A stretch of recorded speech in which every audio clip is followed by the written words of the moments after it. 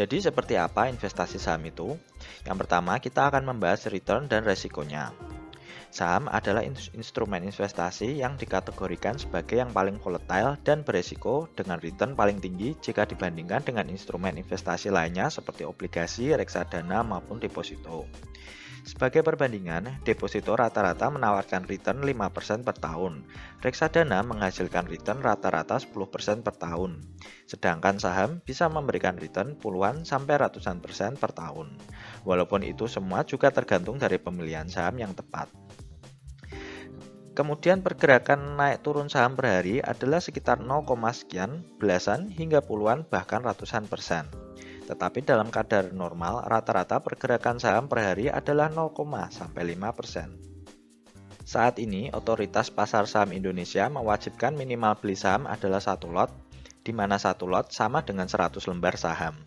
Contohnya, jika kami ingin membeli sebuah saham di harga 2.000 per lembar saham, maka tinggal dikali 100, atau kamu wajib memiliki dana sebesar 200.000. Saya ada kabar jika 1 lot akan dirubah menjadi 50 lembar, namun tidak tahu kapan akan diaplikasikan dan semoga saja cepat terrealisasi. Cara bertransaksi saham sangat mudah, di mana kita tinggal input order, baik beli ataupun jual, melalui platform website maupun aplikasi yang disediakan sekuritas kita secara online dan real time. Saham juga sangat liquid, yang berarti order beli maupun jual bisa langsung tereksekusi saat itu juga. Jika kamu membeli reksadana, kamu tidak bisa membeli dan menjual pada hari yang sama. Sebagai warga negara yang baik, kita semua wajib membayar pajak, tidak terkecuali pajak dari hasil investasi kita. Lalu bagaimana pajaknya saham? Saat ini, pajak yang dikenakan bagi investor saham berupa pajak dari hasil penjualan saham dan pajak dari hasil dividen. Besarnya pajak untuk hasil penjualan baik beli maupun jual adalah 0,1%, dan pajak untuk dividen sebesar 10%. Walaupun saya kurang setuju untuk pajak dividen, di mana sejatinya laba perusahaan yang digunakan untuk dividen sudah terlebih dulu dikenai pajak. Pajak tersebut bersifat final atau sudah akan terotomatis dipotong oleh sekuritas saat penjualan saham maupun pembagian dividen. Jadi investor tidak perlu repot-repot untuk menghitung pajaknya dan hanya perlu untuk melaporkan investasi sahamnya di SPT tahunan. Hal pertama yang kamu harus tahu sebelum berinvestasi saham adalah mengenali diri sendiri. Seperti apa karakter kamu tentang uang dan investasi. Saham bukanlah investasi yang bisa cocok untuk semua tipe orang karena sifatnya yang sangat volatile dan beresiko lebih tinggi dibandingkan instrumen investasi lainnya. Seorang cocok berinvestasi saham jika dia sabar, berani ambil resiko, dan memiliki komitmen yang tinggi. Sabar, kecuali kamu masuk pada saat yang tepat, sebagian besar saham akan mengalami penurunan setelah dibeli. Kapan naiknya? Bisa besok, bisa 3 bulan lagi, bisa bertahun-tahun. Tidak ada yang tahu kapan naiknya walaupun saham yang kamu beli merupakan saham blue chip. Maka dari itu, kesabaran untuk buy and hold sangat penting. Berani ambil resiko. Sifat berani dan bermental kuat juga dibutuhkan dalam investasi saham karena akan mempengaruhi keputusan kamu dalam membeli, hold, maupun menjual saham. Jika kamu bukan tipe orang seperti ini, maka carilah instrumen investasi yang lainnya. Banyak investor sukses yang pernah mengalami kejatuhan di saham terutama pada saat krisis ekonomi tahun 98 dan bubble kredit properti tahun 2008. Namun karena mereka bermental kuat, pada saat market recovery, return yang mereka hasilkan sangat memuaskan. Jika teman-teman amati, banyak investor sukses yang mulai membeli saham di sekitar tahun-tahun tersebut pada saat market sedang hancur-hancurnya. Selain sabar dan berani mengambil resiko, investasi saham juga membutuhkan komitmen.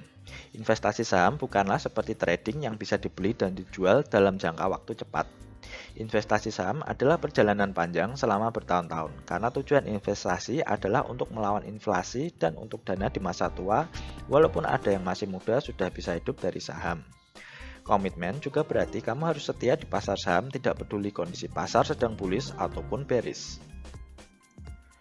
Ini adalah grafik dari pergerakan indeks LQ45. Pada area yang saya beri tanda kotak di sekitar tahun 2008, 2013, dan 2015, kita bisa lihat bahwa indeks LQ45, indeks yang berisi 45 saham besar favorit terliquid, tidak selalu memberikan return positif setiap tahun. Jadi, sebagai investor baru, jangan panik ketika return di portfolio kamu sedang minus. Tetaplah komitmen untuk disiplin menabung saham baik saat market bullish maupun bearish.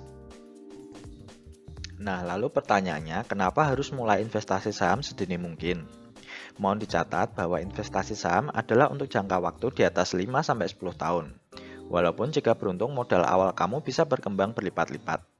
Dalam beberapa kasus, walaupun secara fundamental perusahaan bagus, harga saham bisa saja tidak naik-naik atau bahkan turun bertahun-tahun.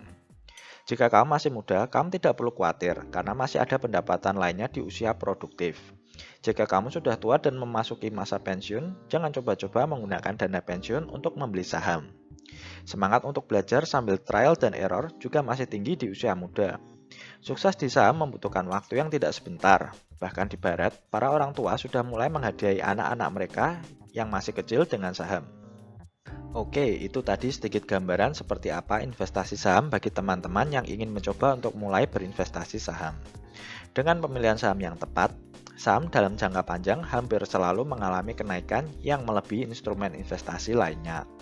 Namun ingat, saham tidak bisa memberikan return yang stabil setiap tahun.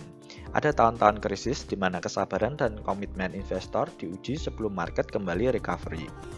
Jadi, sebelum mulai berinvestasi, selalu observasi diri sendiri dahulu, apakah karakter teman-teman sesuai dengan investasi saham atau tidak.